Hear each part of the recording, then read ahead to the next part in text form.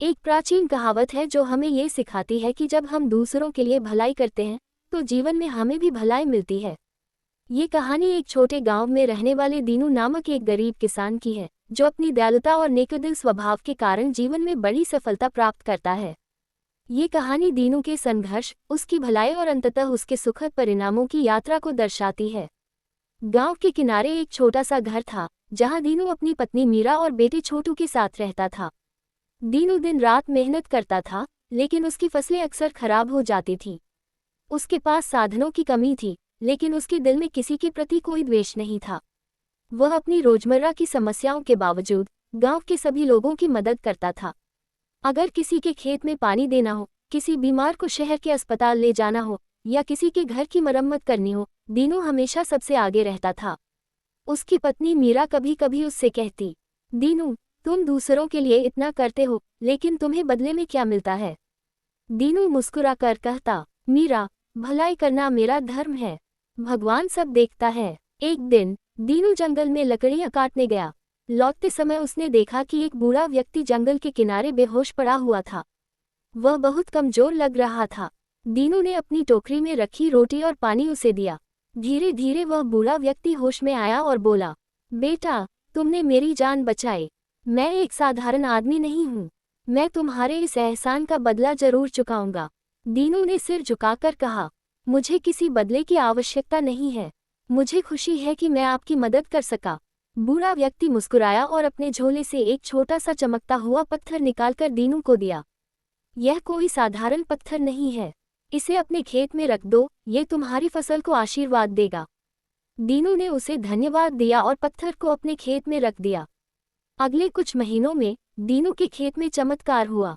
जहां पहले उसकी फसलें सूख जाया करती थीं, वहीं अब उसका खेत लहलहा उठा।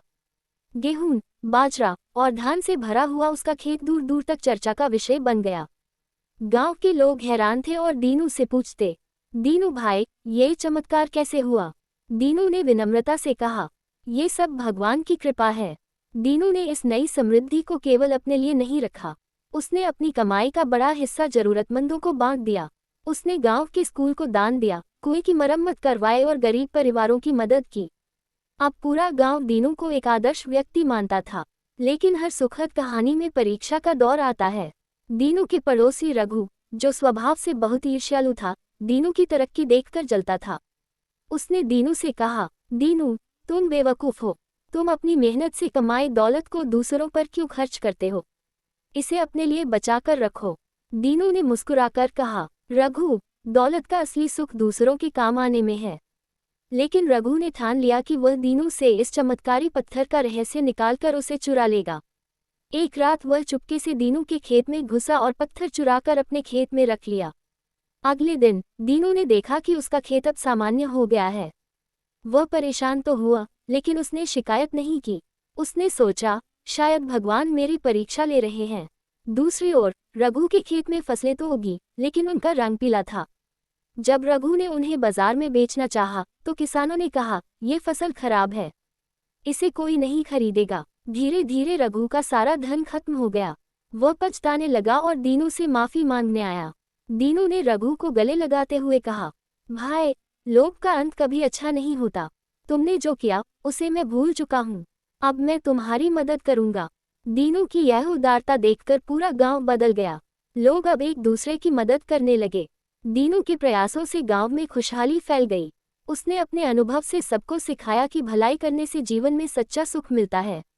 एक दिन वही बूढ़ा व्यक्ति फिर गांव में आया और दीनू को आशीर्वाद देते हुए कहा, तुम्हारी भलाई के कारण इस गांव ने नई दिशा पाई है।